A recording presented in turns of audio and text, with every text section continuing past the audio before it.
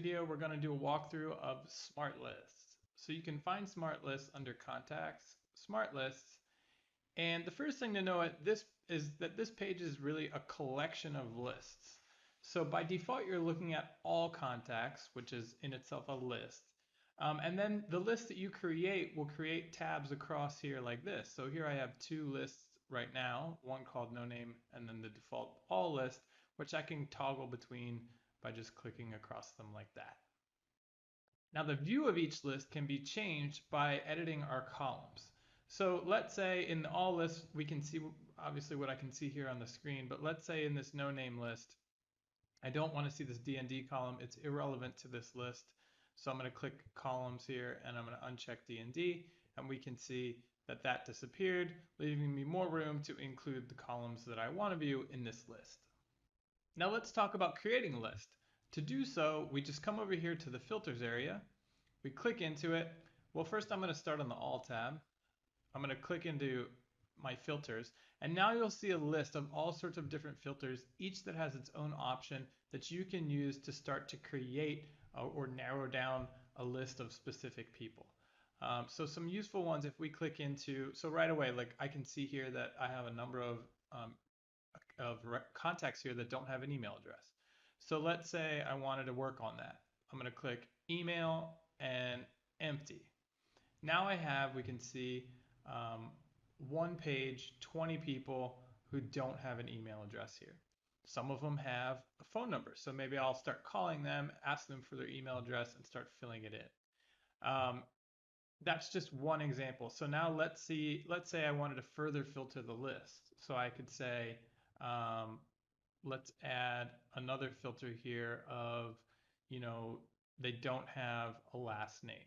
So if last name is empty and email is empty, now I'm down to 6 people in this list.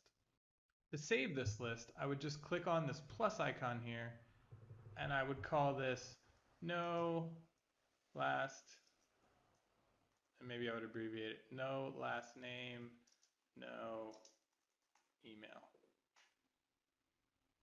Okay, now here's my list here. Another new feature with Smart Lists is that you can page through the contacts by clicking into it. And we can see I'm looking at number 3 of the 6 people in this smart list. And now I can just click and go one by one through the people in this list, which is nice if you're creating a list that's going to be some sort of daily manual action.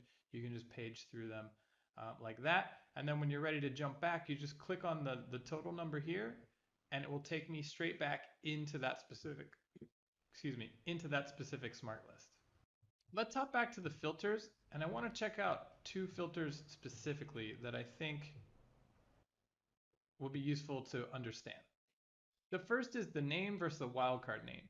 So if I click first name here, and I know I have a contact called Avril Lavigne, if I start typing Avril, it's not going to return the contact because this is saying give me the exact name. Now, that can be a problem if, let's say, you can't remember exactly how to spell somebody's name or something like that. So what we could do is instead, we could use the wildcard name, and we can type in an asterisk, and then I could just type in AV, and it's going to give me every contact record that has AV anywhere in the name, right? So Avril has it here, Weaver has it here. So you can see that could be a useful way of finding things if you can't remember exactly what you're searching for. The next filter I want to check out in depth is the last activity filter, which can be very useful for a variety of scenarios. So if I select last activity here, I now get the options of more than or less than. So let's say I want to see, okay, people that have done something within the past 10 days. So now we can see here, it returned 1 person. But what you want to make sure you turn on if you're looking for last activity is go into your columns and turn on the last activity column, and then that will show you what the last activity was here. So with this little mail icon, I can tell that the last activity was an email, and if I click that, it's going to open up into that email for me. So that can be really helpful when looking for recent activity, or maybe you want to filter by people who haven't done anything, haven't interacted in a certain period of time. Then you can change that filter to more than, and then go backwards in time. Like I said, Each of these filter options has different options within it. So as you click through, explore them, and you'll get to know what you can do with each one. And combining them, again, I can't even begin to think of all the different scenarios that you'll come up with to apply this filtering ability to help you navigate through your contacts and create specific smart lists. Once you have a list of people, you can then action off of it via this row up here. Now, as of filming this video, we're in V1, the first version of Smart Lists. So we only have a couple of options for actions up here, but this is going to expand very quickly in the near future. So I think the most popular one right now will be tagging. So once I have my list, I can go ahead and click select. It'll select all the people in this list, and then I can add a tag, remove a tag, delete these contacts, export them, etc. So I think this is, I just saw a real use case of this where somebody has customers that speak English, some in Spanish. The Spanish people had a tag, but none of the other contacts had an English tag.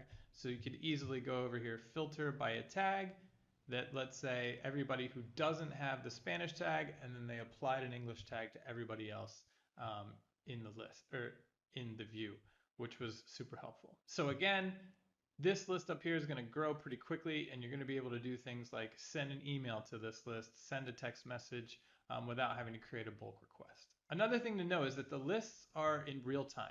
So if I save a list here, this is our no last name, no email. But then let's say I come in here and I give Dan a last name, Smith, I save him, I go back to my list, Dan's no longer in it because now he has a last name. So your lists are going to update in real time, which is really helpful. Lastly, once you start making your lists, and again, they're going to line up across the top here, you can organize them further by clicking settings. And now I can drag and drop the order of the lists. I could edit a list. If I click here, I could rename it, and I could obviously delete a list by clicking the trash can here. So that's a quick update of smart lists. Again, they're going to get even smarter in the very near future, but hopefully that was enough to get you started creating your first smart list.